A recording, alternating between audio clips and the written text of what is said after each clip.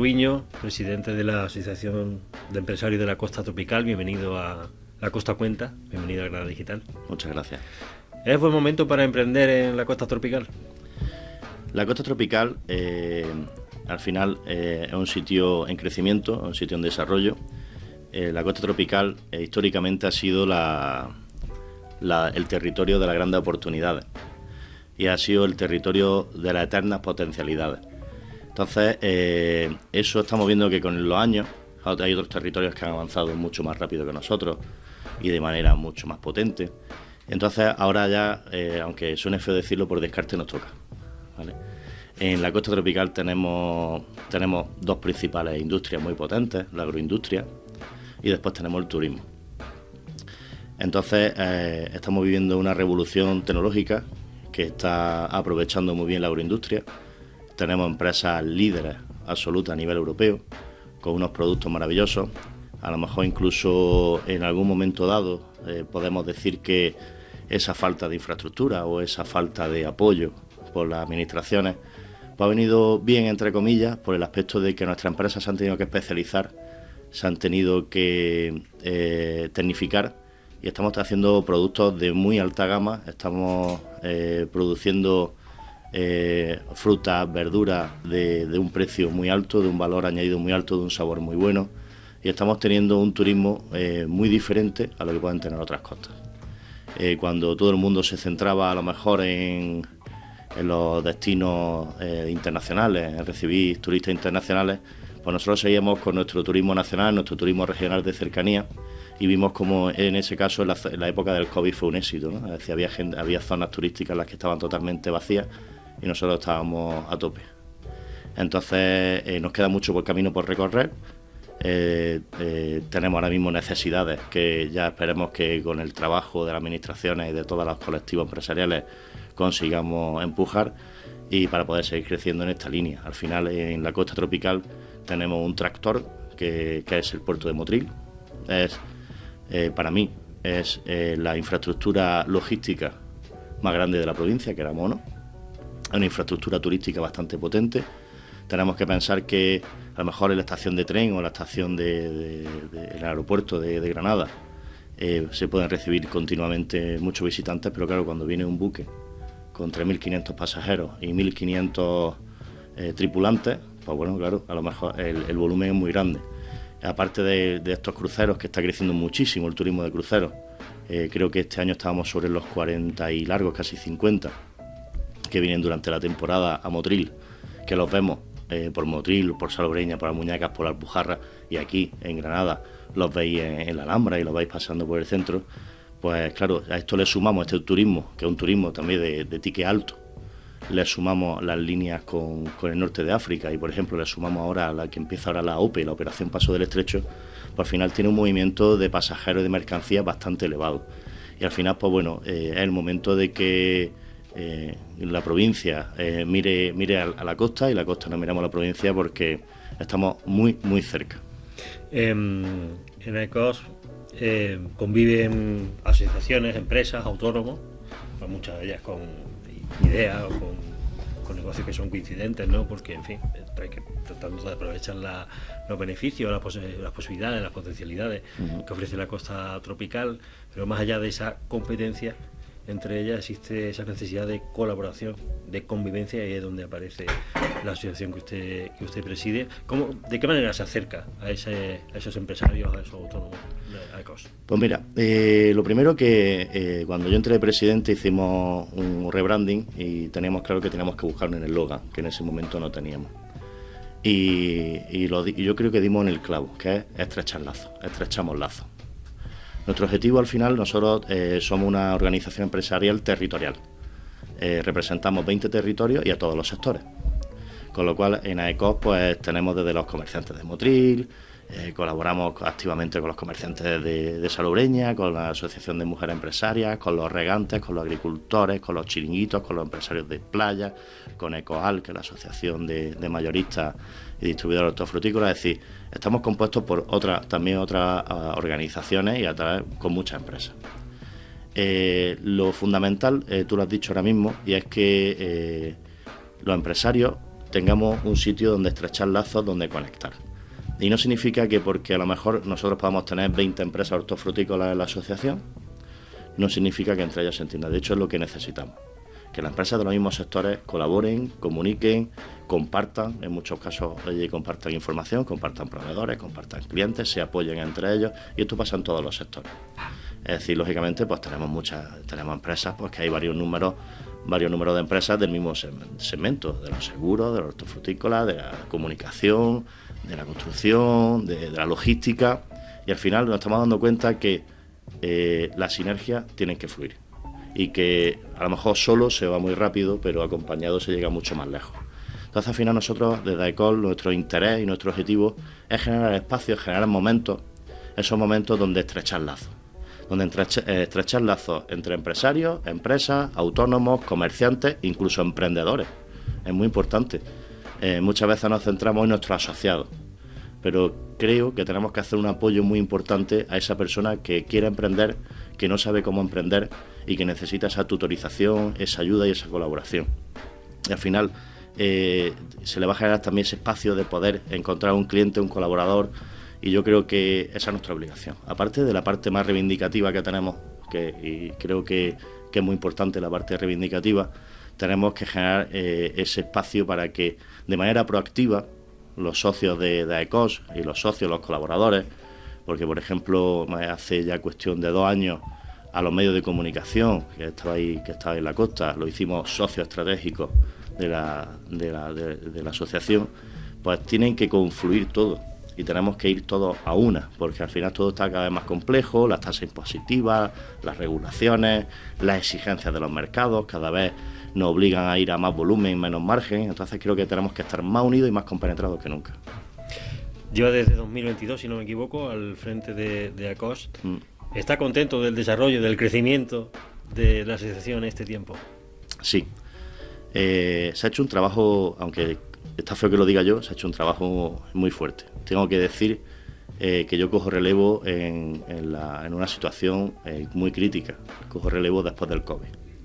El COVID para cualquier colectivo, ya no empresarial, cultural, asociativo, de cualquier tipo, fue crítico porque hubo una gran pérdida de asociados, pero unos asociados que cerraron echaron su cierre y cerraron su empresa. Entonces fue un momento muy crítico. Yo pertenecía ya al comité de AECOS, en ese momento era Jerónimo Salcedo el presidente, y bueno, él vio que yo podía ser un buen relevo, tuve el apoyo unánime del comité y de los asociados, y cogí ese momento que estaba bajo por la situación. Es decir, hacemos un trabajo diario fuerte, tenemos un equipo bueno, tenemos un comité ejecutivo bastante implicado, y eso es fácil. Cuando tienes un buen equipo es fácil crecer. Si es verdad, pues que al final cualquier colectivo empresarial es complejo, porque hay que restarle tiempo a tu familia y hay que restarle tiempo a tu negocio. Es decir, yo no vivo de esto, yo no estoy liberado por esto, al revés, esto cuesta. Porque si muchas veces te empeñas en que salgan eventos, pues incluso los patrocinas o apoyas. Entonces es complicado y es lo que muchas veces no entienden otros colectivos que a lo mejor sí están remunerados, o otros colectivos a lo mejor más políticos que dicen, oye, no te he visto, no sé qué. Digo, es que yo tenía que trabajar, es que tengo que facturar. Entonces es complicado, pero bueno, al final tenemos un equipo con muchísima experiencia. Tenemos un comité ejecutivo donde están representados todos los sectores, donde están representadas otras organizaciones empresariales, y al final la verdad que cada vez es más fácil. Ya la primera respuesta, la primera pregunta que le he hecho al comenzar la entrevista, he podido comprobar algo que ya había comprobado, que ya había observado preparando la misma en otras intervenciones suyas, tanto por escrito como en emisoras de radio, y es un acentuado espíritu reivindicativo, batallador. Entonces, de todos los problemas, y por intentar acotarlo, porque entiendo que son bastantes, que puede tener la costa tropical para ese desarrollo, para el desarrollo de las empresas de la costa tropical, ¿cuál consideras que es ahora mismo el mayor caballo de batalla que debéis montar? Hay varios, y me va a permitir que no me centre en uno. El principal a día de hoy se llama conducciones de rules. Estamos viendo una situación vergonzosa. Hace 20 años se terminó esa presa, y se comieron el presupuesto y no terminaron las conducciones. Es decir, hicieron una presa para almacenar agua, pero no va a ningún lado. Es como hacer un almacén donde no hay puerta. Entonces, un sinsentido. Llevamos 20 años luchando por que esas conducciones se hagan. Se abrió una perspectiva muy buena después del COVID, los famosos fondos Next Generation, donde podíamos conseguir esas canalizaciones que valen cientos de millones de euros con un 80% a fondo perdido. Y lo único que ha pasado es que la administración lo ha dejado perder, porque teníamos que tener las canalizaciones terminadas para 2026 para poder acogernos a esos fondos. Entonces era una oportunidad magnífica.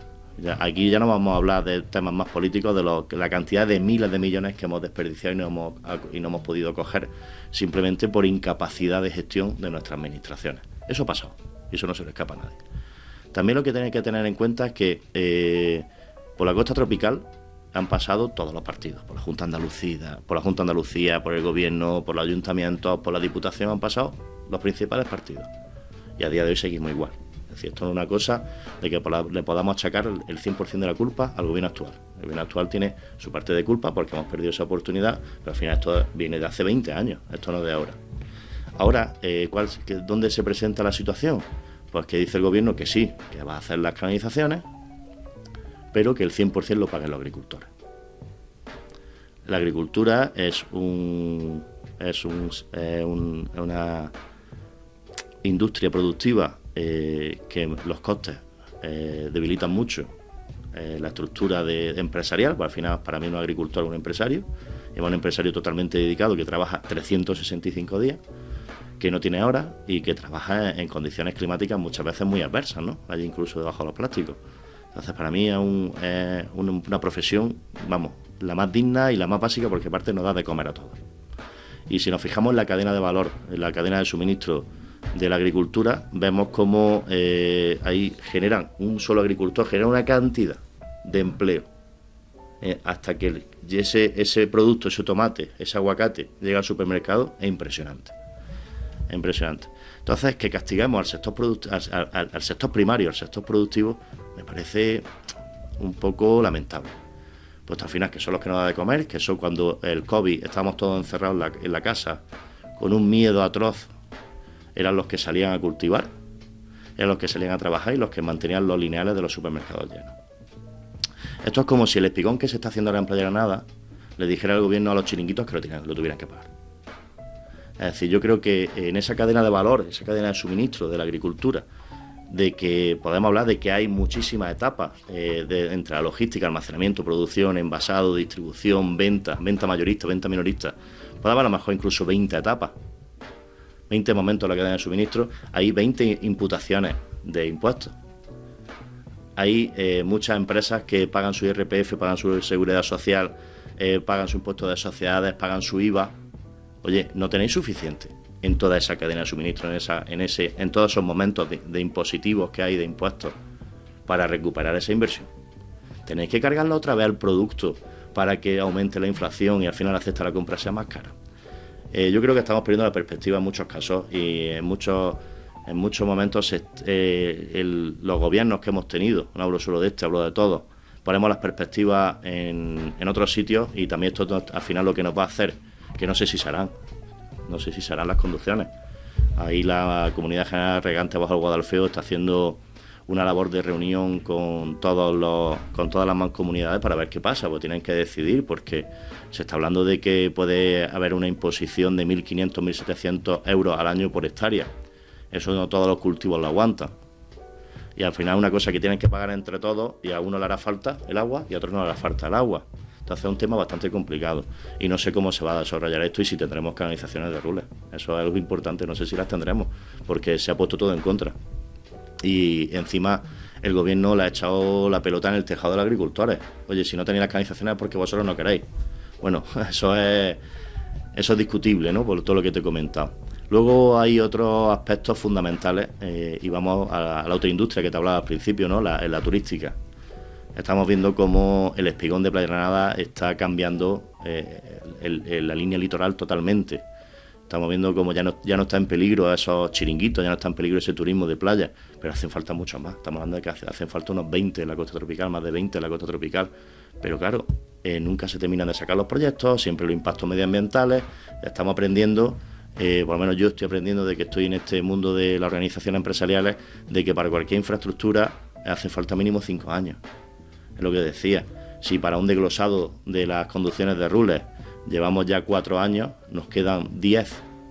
Oye, pues 4 por 10 son 40 años. No sabemos si la presa seguirá funcionando en esa época o será útil en esa época. Es decir, va muy lento. La administración va muy lenta. ¿Y cuánto hay de olvido de las administraciones y qué falta de empuje dentro de la costa tropical a la hora de exigir, de demandar esas necesidades? Mira, es un tema complicado y además esto es mucho más fácil hablarlo fuera de las cámaras, ¿vale? Yo creo que falta mucha implicación de nuestros políticos provinciales, locales, nuestros políticos que nos representan en la Junta de Andalucía, que nos representan en el Gobierno de España, y yo creo que tienen que empujar por su tierra. Muchas veces tienen que perder más la perspectiva de ese aparato político, de ese que no me muevan la silla, de que si protesto o meto el palo en el avispero me quitan del medio, a lo mejor pierdo mi sueldo, mi posición, y creo que se ha perdido la defensa del territorio. Y creo que es lo que no ha pasado. Hemos visto como otras provincias como Málaga pues han tenido un empuje brutal por parte de sus políticos, sean de un lado o sean de otro. Y vamos, yo te hablo personalmente, no te voy a decir quién, pero una vez que estuvimos en Madrid en el Congreso de los Diputados con la plataforma de la infraestructura, que fuimos a ECOS, fueron los regantes, fue la Cámara de Comercio, fueron otras organizaciones empresariales, pues hubo un partido político donde su portavoz, nuestro representante provincial, mejor dicho, nos dijo: oye, tenéis que seguir con este empuje, tenéis que seguir de esta manera, porque a nosotros no nos hacen caso. Y digo, pues entonces mal vamos, si vosotros que sois los que os duele no hacen caso, pues imagínate a nosotros. Entonces yo creo que hace falta empuje, hace falta dedicación y hace falta saber quién te ha votado y quién te ha puesto ahí. Y por cambiar un poco el tercio, y el tono un tanto agrio de estos últimos minutos, pero en esa capacidad de proponer, pues bueno, creo que el reconocimiento de la Confederación Granadina de Empresarios a la ciudad que hacéis desde AECOS con ese premio ADN Iniciativa, creo que refleja un poco, ¿no?, el impulso de las palabras que vienes a usar. Que los propios tuyos te den un reconocimiento, para mí es muy grande. Porque al final ese premio lo han votado las organizaciones empresariales de la provincia y los representantes de las organizaciones empresariales, y han votado como que la iniciativa empresarial más importante de la provincia este año ha sido el Círculo Empresarial de AECOS. El Círculo Empresarial de AECOS es un formato de éxito que se inauguró siendo el primer círculo empresarial, se inauguró siendo presidente Jerónimo Salcedo, y lo inauguramos con Gerardo Cuerva, en ese momento presidente de CEPIME, de la Confederación Española de Pequeña y Mediana Empresa. Y a partir de ahí nosotros tenemos claro que tenemos que tener un formato donde ponentes de alto nivel, ponentes que tengan mucho que aportar, se pudieran sentar en un desayuno con empresarios, y donde él pueda comunicar lo que venga bien en ese momento, que sea de valor para los empresarios, y donde los empresarios luego tienen una parte muy importante, que es preguntarle de tú a ese ponente y puedan tener respuestas. En este caso hemos tenido perfiles muy interesantes. Tuvimos a Gerardo Cuerva, como te he dicho, a nivel de representación empresarial. Tuvimos a Lorenzo Amor, presidente de los Autónomos Españoles. Hemos tenido a Javier González de Lara, presidente de la Confederación Andaluza de Empresarios. Tuvimos a Marifran Carazo, cuando era consejera de la Junta de Andalucía.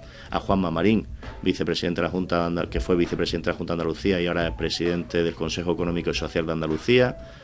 Hemos tenido al propio Puerto de Motril presentando el Masterplan y ese gran desarrollo que va a tener el Puerto de Motril en los próximos años. Hemos tenido al delegado del Gobierno precisamente hablándonos de esta infraestructura, y ahora próximamente vamos a tener a Carmen Crespo, que era la anterior consejera de Agricultura y Pesca y ahora europarlamentaria, y viene también como presidenta de la Comisión de Pesca, que es un tema que nos preocupa mucho a los empresarios de la costa tropical, porque al final están teniendo cada vez menos días de pesca, le obligan a tener las artes cada vez más complejas para las capturas. Al final estamos viendo que es un sector que va a menos en beneficio de los grandes buques, de las grandes flotas y de las grandes corporaciones. Estamos perdiendo nuestra pesca, y estamos perdiendo nuestro boquerón, nuestra quisquilla, nuestro jurel. Y al final pues tenemos que defender eso, y tenemos también que defender ese sector primario, que cada vez más pequeñito, pero no deja de ser por sobreregulaciones, en este caso europeas, ¿no? Entonces tenemos que ver cómo darle un empuje a ese sector. Ahora de esa próxima cita del Círculo Empresarial es el 20 de junio. Exactamente. ¿Y cómo es la relación de AECOS con las otras asociaciones, organizaciones de empresarios, con la Cámara de Comercio de Motril o con la propia Confederación Granadina de Empresarios, en esa voluntad, como ha expresado antes, de tener que aunar fuerzas para conseguir esas grandes reivindicaciones de la provincia? ¿Cómo son esas relaciones? Pues estamos obligados a que sean fabulosas, pero ha sido obligado. Y en muchos casos, pues lógicamente las organizaciones están compuestas de personas y lógicamente pues muchas veces puede haber intereses contrapuestos, pero a día de hoy tenemos la suerte de que hay fluidez de objetivos total. AECOS, puedo decir que en el momento en el que más integrado está la provincia, la relación con la Cámara de Motril es auténtica, fabulosa, es decir, tenemos una comunicación directa entre Julio Rodríguez, el presidente de la Cámara, y yo, donde trabajamos juntos en la plataforma de la infraestructura, tenemos proyectos en común, e incluso estamos afrontando proyectos que van y esperemos que cambien totalmente el panorama de la costa tropical. Por ejemplo, ese impulso que estamos intentando hacer ahora mismo del CTM, del Centro de Transporte de Mercancías allí en la costa tropical, apoyos que estamos también, trabajos que estamos haciendo en común también, por ejemplo, en esa organización de la Nacional 323 para que deje de ser una carretera nacional, sea una carretera ya, digamos, municipal, y poder dotar de servicios a esas empresas que lamentablemente están con una dejadez de servicios bastante importante, y hacemos mucho trabajo en común. Con la Confederación de Empresarios tenemos la Comisión Provincial de Desarrollo, donde todos los presidentes y todos los gerentes de las organizaciones territoriales pues nos ponemos en común cada 2 o 3 meses, nos reunimos, incluso hacemos colaboraciones, hacemos convenios y hacemos proyectos en común, por ejemplo con Guadix, con Baza, con Altiplano, con Huéscar, y estamos totalmente alineados en nuestros objetivos, porque al final son complementarios, son muy diferentes y nos podemos apoyar mucho, y qué mejor que nos miremos y, por ejemplo, que digo yo, que se entienda el cordero segureño con la Quisquilla de Motril, es que es fundamental, y hagamos ese intercambio en la provincia. La verdad que estamos obligados a llevarnos muy bien y lo estamos haciendo. Cuando accedió al cargo de presidente de la asociación, pues habló de la creación de un plan estratégico pues para apoyar el tejido empresarial, para potenciar el emprendimiento. ¿Está satisfecho de cómo ha ido esa ejecución de ese plan estratégico? ¿Qué tipo de medidas tiene en mente a futuro en relación al mismo? Mira, como tú comprenderás, los planes estratégicos no dejan de ser privados, ¿no? Igual que pues, Granada Digital o Doctor 13 tiene su plan estratégico, pero sí te puedo decir que está argumentado sobre todo en un momento en el que vemos que necesitamos seguir empujando por la infraestructura, necesitamos tener cada vez al comercio más cerca, y estamos viendo momentos muy complejos en la costa tropical. Estamos viendo momentos complejos en el que vemos como día a día los comercios cierran cada vez más. Teníamos claro que había una separación en la costa tropical, es que los comerciantes iban por un lado y las empresas somos todos, ¿vale? Ese es el problema. Teníamos que ir de la mano y tenemos objetivos comunes. Y tenemos claro que necesitamos pasar sí o sí por ciertos desarrollos para que puedan crecer ese emprendimiento. Entre ellos, por ejemplo, el PUE 1. El PUE 1 es un territorio industrial que está adyacente al puerto, que tiene más de 600.000 metros cuadrados, que es un polígono industrial donde el mayor propietario es la Junta de Andalucía, y que necesitamos sí o sí que se desarrolle ya, porque no hay suelo industrial. A día de hoy la costa tropical, encontrar una nave es misión imposible. Entonces necesitamos ese desarrollo, puesto que hemos visto que las empresas de la costa se han tenido que ir a Escuza. Entonces, pues tenemos que seguir ese plan estratégico. Lógicamente, como te he comentado antes, pues esa Nacional 323, ese desarrollo del PUE 1, ese desarrollo del Centro de Transporte Municipal, puesto que estamos viendo como en Almuñécar, en Salobreña, en Motril, Torrenueva, Castel, estamos viendo un problema con los trailers, y es que la industria logística, la industria agroalimentaria necesita de una industria logística. Ese producto que hacemos va a Europa, sobre todo. Entonces, y hay que transportarlo. Para transportarlo hace falta camiones. Entonces hay una flota de camiones que están aparcados o están, digamos, de manera regular, ¿vale? Entonces hace falta ya un centro de transporte logístico donde puedan tener todos esos servicios, donde puedan estar agrupados, puedan estar seguros y no ocupen zonas en las que no deben de estar. Entonces estamos en ese trabajo. Y además estamos juntas, precisamente la Cámara de Comercio Motril y AECOS, empujando mucho en ese proyecto. Entonces tenemos claro que necesitamos ciertas infraestructuras que nos tienen que proporcionar las administraciones, o por lo menos que nos den las herramientas necesarias para que nosotros podamos ejecutarlas. Y luego, aparte, sobre todo, esa visión de que el agricultor que tiene un invernadero de 2 majales es un empresario. Y que al final, para que haya grandes empresas, esas grandes empresas empezaron siendo un comerciante, empezó siendo un emprendedor o un pequeño agricultor. Entonces, ver que el panorama empresarial es muy amplio y que tenemos que estar todos juntos y no vivir de espaldas ni entre organizaciones ni entre territorios. Estuvo al inicio, fue creo que la persona que estrenó este espacio de la Costa Cuenta, estuvo Julio Rodríguez de la Cámara de Comercio de Motril, y recordaba a la hora de hablar de las grandes reivindicaciones, las históricas de Motril, de cómo incluso se llegó a movilizar la ciudadanía para solicitar esas grandes infraestructuras que necesitaban. En este caso creo que recordar que fue por el tema de la autovía, cuando no existía todavía la autovía A7, me refiero, cuando no existía A7 solo en la costa. Cuando fuimos el único tramo de toda España que no teníamos autovía. A eso me refiero. Observando ese tono pujante que tiene, descarta que desde su asociación se puedan impulsar movilizaciones ciudadanas, empresariales, para realmente hacerse oír y hacerse notar y conseguir que verdaderamente esas necesidades, ha hablado de Rules, pero también está el ferrocarril, ya se ha avanzado en el tema del espigón de Motril, pero me habla usted de otros 20 espigones que haría falta en la costa tropical. ¿Estaría la AECOS en disposición de liderar o coliderar o de impulsar ese tipo de manifestaciones? Lo hemos hecho. No. Lo hemos hecho. AECOS es parte importante de la plataforma de la infraestructura. De hecho, se coordina desde AECOS y yo, en muchos casos, de portavoz de la plataforma de la infraestructura, hicimos una manifestación aquí en Granada, donde hubo más de 10.000 asistentes. Hicimos una manifestación en Motril hace 2 años, creo, con más de 4.000 asistentes, donde incluso buscamos la manera de llamar la atención. En ese momento estaba el tema catalán muy tenso. Hicimos la pancarta de cabecera de manifestación en catalán para intentar llamar la atención.